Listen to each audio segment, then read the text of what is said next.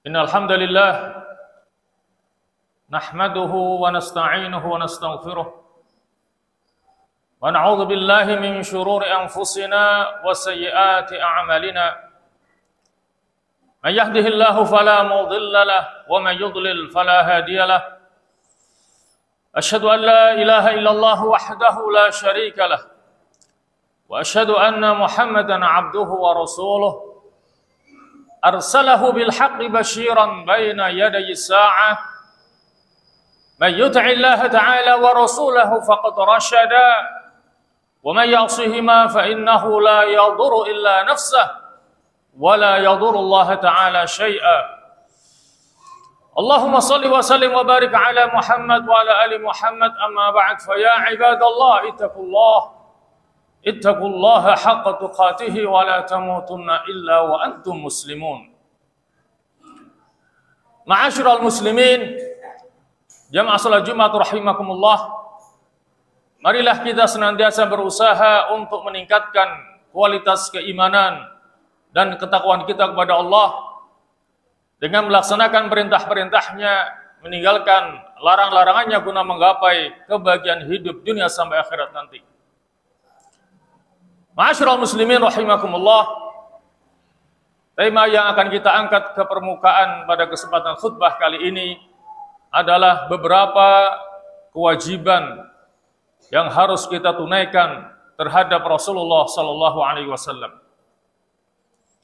Ma'asyiral muslimin rahimakumullah, sebagai umat Nabi Muhammad paling tidak ada 4 kewajiban yang harus kita tunaikan kepadanya. Yang pertama, mengimaninya. Yang kedua, mentaatinya. Yang ketiga, mengikutinya. Dan yang keempat adalah mencintainya. Baiklah, kita coba kaji bersama keempat kewajiban itu dengan lebih mendalam dan lebih mendetail adanya. Kita mulai dari kewajiban yang pertama adalah mengimaninya. Kita harus mengimani bahwa Nabi Muhammad adalah Rasulullah, adalah utusan Allah yang Allah utus ke muka bumi ini untuk mengeluarkan manusia dari kegelapan jahiliyah menuju kepada cahaya Islam yang terang benderang. Banyak sekali dalil-dalil yang menunjukkan akan hal itu. Di antaranya adalah firman Allah Subhanahu wa taala dalam surah Al-Fatah ayat 7 dan 8, di mana Allah Subhanahu wa taala berfirman, A'udzu billahi minasyaitonir rajim. Inna arsalnaka syahidan wa mubasysyiran wa nadhira litu'minu billahi wa rasulihi wa tu'azziruhu wa tuwaqqiruhu wa tusabbihuhu bukratan wa asila. Yang artinya, sesungguhnya kami Allah mengutusmu wahai Muhammad untuk menjadi saksi, membawa kabar gembira, memberikan peringatan agar kalian beriman kepada Allah dan Rasul-Nya, agar kalian menguatkan agamanya, membesarkannya dan mensucikannya, baik pada waktu pagi maupun petang. Dalil yang kedua, firman Allah Subhanahu wa taala dalam surah Al-Fatah ayat 13, yang di dalamnya Allah Subhanahu wa taala mengancam kepada orang yang tidak beriman kepada Rasulullah dengan sa'ira, neraka dengan apinya yang menyala-nyala. Di mana Allah berfirman, "Wa man lam yu'min billahi wa rasulihi fa inna a'adadna lil kafirina sa'ira." Dan barang siapa yang tidak beriman kepada Allah dan Rasul-Nya, maka sesungguhnya kami Allah telah menyiapkan bagi orang-orang kafir sa'ira, neraka dengan apinya yang menyala-nyala. Dalil yang ketiga adalah sabda Rasulullah sallallahu alaihi wasallam dalam sebuah hadisnya, yang bersumberkan dari sahabat Abdullah ibnu Umar yang diriwayatkan oleh Imam Bukhari dan Muslim, di mana Rasulullah sallallahu alaihi wasallam bersabda, "Umirtu an uqatilan nas hatta yashhadu an la ilaha illallah wa anna Muhammadar Rasulullah wa yuqimus salata wa yu'tuz zakata fa idza fa'alu dzalika asamu minni dima'ahum wa amwalahum illa bihaqqil Islam wa hisabuhum 'ala Allah." Ya, artinya aku diperintahkan untuk memerangi manusia sampai mereka bersaksi bahwa tidak ada Tuhan selain Allah dan sesungguhnya Muhammad adalah utusan Allah, mendirikan salat, membayar zakat, dan apabila mereka telah melakukan semuanya itu, maka berarti mereka telah menjaga darah dan harta mereka dariku, kecuali dengan hak Islam. Adapun hisab mereka ada di tangan Allah Subhanahu wa ta'ala. Itulah di antara dalil-dalil yang memerintahkan kepada kita agar kita mengimani bahwa Nabi Muhammad adalah utusan Allah Subhanahu wa ta'ala. Ma'asyiral muslimin rahimakumullah. Adapun kewajiban yang kedua adalah dengan mentaatinya.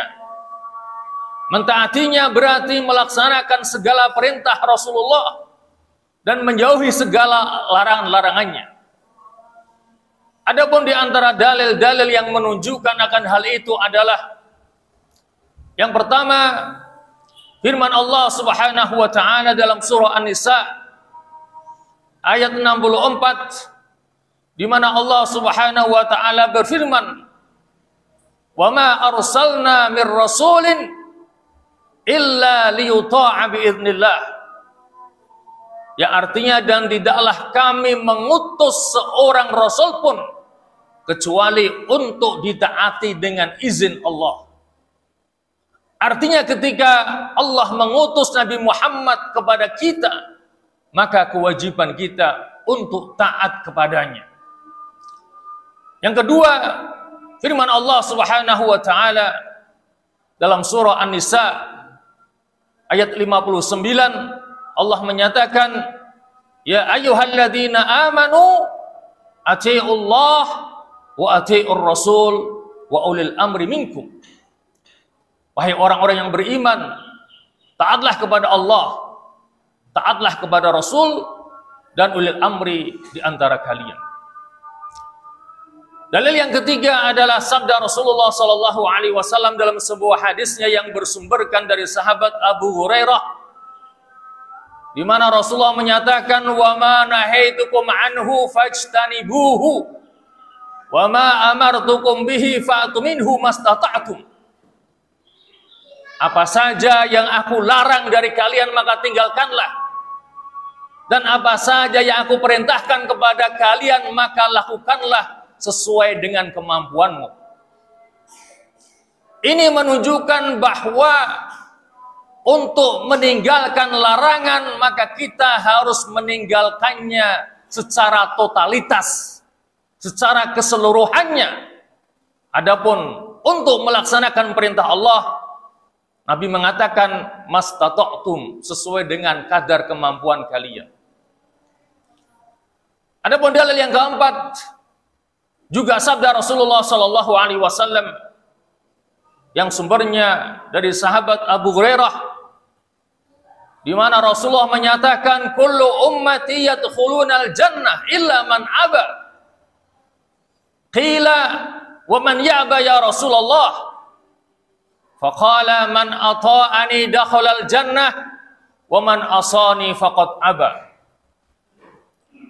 Nabi mengatakan bahwa setiap umatku akan masuk ke dalam surga kecuali orang yang menolak, tidak mau masuk surga. Maka ditanyakan kepada Rasulullah, siapakah orang yang menolak, tidak mau masuk surga itu wahai Rasulullah? Maka Nabi menjelaskan, barang siapa yang taat kepadaku maka dia akan masuk surga, dan barang siapa yang durhaka kepadaku maka dialah orang yang menolak untuk masuk ke dalam surga. Itulah di antara dalil-dalil yang menunjukkan bahwa kita wajib taat kepada Rasulullah sallallahu alaihi wasallam. Ma'asyiral muslimin rahimakumullah. Kewajiban kita yang ketiga kepada Rasulullah adalah ittiba'ur Rasul, mengikuti Rasulullah sallallahu alaihi wasallam. Di antara dalil yang menunjukkan akan hal itu adalah firman Allah Subhanahu wa taala dalam surah Ali Imran ayat 31. Allah menyatakan, "Qul in kuntum tuhibbunallaha fattabi'uni yuhibbukumullah wa yaghfir lakum dzunubakum wallahu ghafurur rahim." Katakanlah, jika kalian mengaku cinta kepada Allah, fattabi'uni, maka ikutilah aku, maka Allah akan cinta kepadamu dan Allah akan mengampuni dosa-dosamu, dan Allah Maha Pengampun lagi Maha Penyayang. Dalil yang kedua adalah sabda Rasulullah sallallahu alaihi wasallam, "Alaikum bisunnati wa sunnatil khulafair rasyidin al-mahdiyyin, addu 'alaiha bin nawajidh wa iyyakum wa muhdatsatil umur fa inna kulla bid'atin dhalalah." Yang artinya hendaknya kalian semuanya mengikuti sunnah-sunnahku dan sunnah-sunnah khulafa ar-rasyidun yang mereka semuanya mendapatkan petunjuk dari Allah Subhanahu wa taala.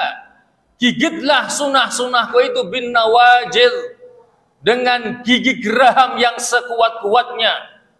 Waspadalah terhadap mengada-adakan yang baru dalam urusan agama, karena sesungguhnya setiap bid'ah itu adalah sesat. Dan dalam hal ini para sahabat Rasulullah sallallahu alaihi wasallam, mereka adalah orang-orang yang betul-betul berittiba kepada Rasulullah sallallahu alaihi wasallam. Mereka senantiasa mengikuti apa yang disabdakan oleh Rasulullah dan apa pula yang dicontohkan oleh Rasulullah sallallahu alaihi wasallam. Sampai pun kepada hal-hal yang sebenarnya Rasulullah tidak mensunahkannya, tetapi ada di antara mereka yang melakukannya karena saking cintanya mereka kepada Rasulullah sallallahu alaihi wasallam. Sebagai contoh, pada suatu hari Abdullah ibnu Umar berjalan-jalan dengan para sahabat-sahabatnya. Mereka melewati satu tempat. Kemudian tiba-tiba Ibnu Umar memisahkan diri dari sahabat-sahabatnya. Kemudian pergi ke satu tempat. Kemudian dia kencing di tempat itu. Selesai kencing, kemudian dia kembali kepada sahabat-sahabatnya. Kemudian sahabatnya bertanya, "Wahai Ibnu Umar, kenapa engkau memaksakan diri untuk kencing di tempat itu?" Maka Ibnu Umar mengatakan, "Ketahuilah bahwa pada suatu waktu aku pernah diajak oleh Rasulullah melewati jalan ini, dan aku melihat Rasulullah kencing di tempat itu. Maka aku ingin kencing di tempat yang dulu Rasulullah pernah kencing di tempat itu." Nabi tidak pernah mensunahkan umatnya agar kencing di tempat yang pernah dikencingi oleh Rasulullah sallallahu alaihi wasallam. Tapi itulah Ibnu Umar ingin berittiba kepada Rasulullah dan saking cintanya kepada Rasulullah sampai dia ingin kencing di tempat yang pernah dikencingi oleh Rasulullah sallallahu alaihi wasallam. Ma'asyiral muslimin rahimakumullah, Sahal At-Tustari, seorang tokoh sufi, pernah mengatakan ada 3 landasan utama dalam madhab kami. Yang pertama adalah mencontoh akhlak dan perbuatan Rasulullah. Yang kedua, kami tidak makan kecuali hanya yang halal. Dan yang ketiga, kami akan senantiasa mengikhlaskan dalam beribadah kepada Allah Subhanahu wa ta'ala. Itulah di antara dalil-dalil yang menunjukkan kepada kita bahwa kita wajib berittiba mengikuti Rasulullah sallallahu alaihi wasallam. Ma'asyiral muslimin rahimakumullah, adapun kewajiban terakhir yaitu untuk cinta kepada Rasulullah sallallahu alaihi wasallam. Terkait dengan cinta kepada Rasulullah ini, maka yang pertama, hendaknya kecintaan kita kepada Rasulullah mengalahkan kecintaan kita terhadap diri kita sendiri. Pernah suatu ketika Umar bin Khattab berkata kepada Rasulullah, "Ya Rasulullah, la anta ahabbu ilayya min kulli syai' illa min nafsi." Kata Umar, "Wahai Rasulullah, engkaulah orang yang paling aku cintai, mengalahkan semua yang ada, kecuali terhadap diriku sendiri." Maka Nabi mengatakan, La ya Umar, tidak demikian wahai Umar. Walladhi nafsi biyadi, hatta akuna ahabba ilaika min nafsi. Demi zat yang jiwaku ada di tangannya, sampai engkau mencintai aku melebihi kecintaanmu terhadap dirimu sendiri. Kemudian Umar merubah pernyataannya dengan mengatakan, fa innahul ana wallahi la anta ahabbu ilayya min nafsi. Akhirnya Umar mengatakan, sesungguhnya sekarang demi Allah wahai Rasulullah, engkaulah yang paling aku cintai melebihi kecintaanku terhadap diriku sendiri. Kemudian Rasulullah mengatakan, al-ana ya Umar, baru sekarang sempurnalah keimananmu. Yang kedua, kecintaan kita kepada Rasulullah harus melebihi kecintaan kita kepada anak, orang tua, bahkan seluruh umat manusia. Makanya dalam sebuah hadisnya, Rasulullah bersabda, la yu'minu ahadukum hatta akuna ahabba ilaihi min waladihi wa walidihi wan nasi ajma'in. Tidaklah sempurna keimanan salah seorang di antara kalian sampai aku lebih dicintai daripada anaknya, orang tuanya, bahkan semua umat manusia. Dan apabila kecintaan kita kepada Rasulullah dikalahkan dengan kecintaan kepada yang lainnya, kecuali kepada Allah Subhanahu wa ta'ala, maka Allah mengancam akan mengirimkan azabnya kepada kita. Itulah yang diingatkan oleh Allah Subhanahu wa ta'ala dalam surah At-Taubah ayat 24. Allah Subhanahu wa ta'ala berfirman, "Qul in kana aba'ukum wa abna'ukum wa ikhwanukum wa azwajukum wa ashiratukum wa amwalun iktaraftumuha wa tijaratun takhshawna kasadaha wa masakinu tardawnaha ahabba ilaikum minallahi wa rasulihi wa jihadin fi sabilihi fatarabbasu hatta ya'ti Allah bi amrih wallahu la yahdil qaumal fasikin." Yang artinya, katakanlah, jika bapak-bapak kamu, anak-anak kamu, saudara-saudara kamu, istri-istri kamu, keluargamu, harta benda yang kamu usahakan, perniagaan yang kamu takut mengalami kerugian, dan rumah-rumah yang engkau cintai, semuanya itu lebih engkau cintai daripada cinta kepada Allah dan Rasulnya, dan berjuang di jalannya, fatarabbasu hatta ya'ti Allah bi amrih, maka tunggulah sampai Allah mengirimkan keputusannya, artinya mengirimkan adabnya, dan Allah tidak menunjukkan kepada orang-orang yang fasik. Ma'asyiral muslimin rahimakumullah.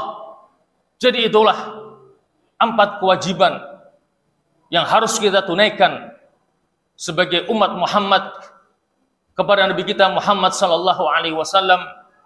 Akhirnya kita mohon kepada Allah, semoga Allah memberikan kepada kita kemampuan untuk memahaminya, juga kekuatan untuk bisa mengamalkannya dengan sebaik-baiknya, kita mengimaninya, kita mentaatinya, kita mengikutinya, juga mencintai Nabi kita Muhammad sallallahu alaihi wasallam.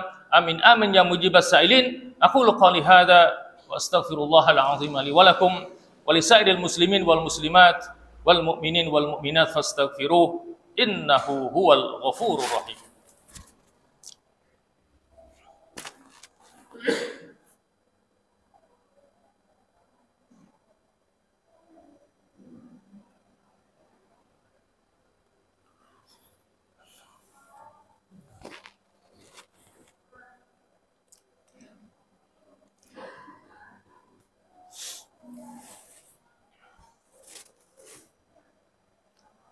Alhamdulillahi ala sunufin na'ma. Ahmadullah subhanahu wa ta'ala wa ashkuruhu ala jazilil ata'. Wa ashhadu an la ilaha illallah wahdahu la sharika lah syahadatan adakhiruha li yaumil liqa'. Wa ashhadu anna Muhammadan abduhu wa rasuluhu asfal asfiya wa ala alihi wa sahbihi al-kurama.